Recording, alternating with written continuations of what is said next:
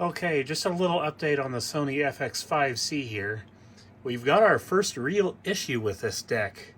I'll show you what's going on. As you see right here, it's playing just fine. Might have to wait a couple seconds for this. Man, this is one great sounding deck. The heads are in flawless shape, so this is definitely going to get fixed up once I find the issue here to show it to you.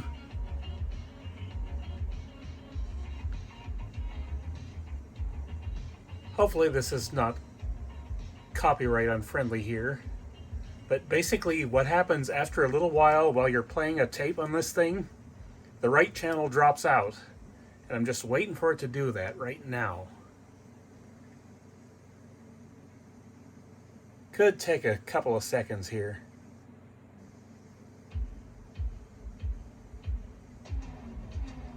But yeah, just listen to the low end on this thing.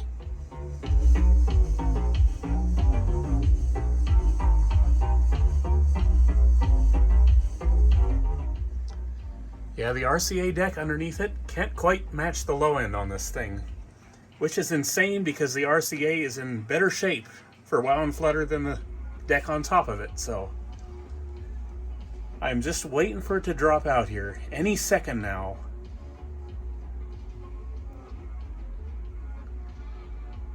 Hasn't quite done it yet. Of course, now that I've got it on video, it's not going to do it, I'm sure.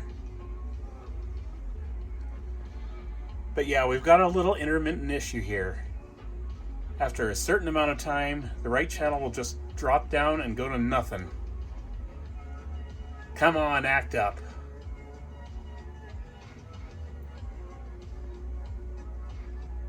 Don't make me come in there.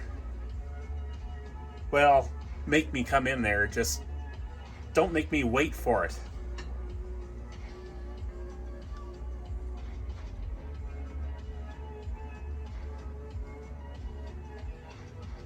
So I'm going to shut this off real quick and then I'll put it back on camera once it acts up.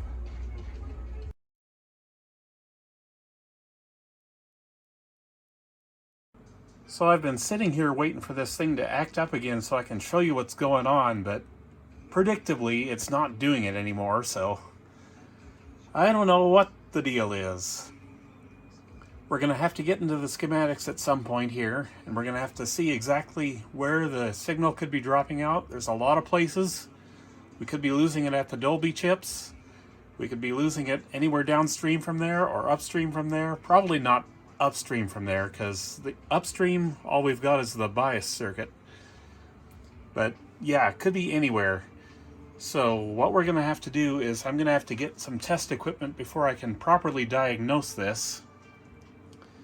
It could be the recording relay. Like I mentioned before in my other video, that relay is known to go out on these. It's not cleanable for long. I'm still waiting for those to come back in, or for those to come in, not back in, because I've never had them. But as soon as we get the recording relays, I'm going to change that out, and we're going to see if that fixes the problem. And then if that does not fix the problem, we're going to have to wait until I can get some diagnostic gear to work with this, because I really need an oscilloscope to do signal tracing with this kind of an issue. So I do plan on getting one later this year. I'm going to make it happen somehow. But for now, I've got so many other decks on my plate that, yeah, I've got to get through a bunch of other stuff before I can get to that. Right now, it is actually playing a tape that it actually recorded, and it's recorded fine, but the right channel is a little weak on the recording, so yeah. I'm kind of excited. Finally got a real issue I can diagnose.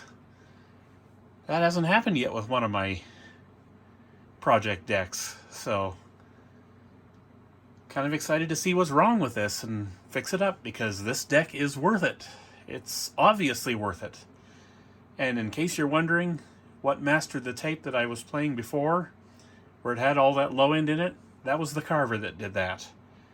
I was playing Cosmic Cycler through it, so yeah, that's what the Carver sounds like, so can't wait to show you what's coming in next, because deck number 11 for me is coming all the way from Japan. I used Joust again. Probably going to cost me the better part of $400 to get it here, but it's something really special. I think you guys are going to love it once I get it. I won't give you too many clues as to what it is, but I've already got one from this manufacturer, and yeah, I can't wait to see what that thing can do, because there's a lot more from that manufacturer I want to get. And no, it's not a Nakamichi. There is no way in heck I'd be getting something this special from a Nakamichi at that price point. Believe me, 207 bucks Canadian, buy it now. No way you're getting a Nakamichi of this caliber for that money. So, can't wait to show you guys that one. But yeah, I cannot wait to get into the diagnostic part of this, but unfortunately we're going to have to, because I don't have the test equipment. So, let me get on that as best I can later this year, probably around the fall, and then we'll tear into this thing again. Because I've got one other deck coming that is likely to need signal tracing for me to fix it up. So, yeah, definitely need the scope, so I'm going to get on that. I've got a 200 megahertz bandwidth one in mind, and I can't wait to get that either. So, that's it for now. See you in the next video.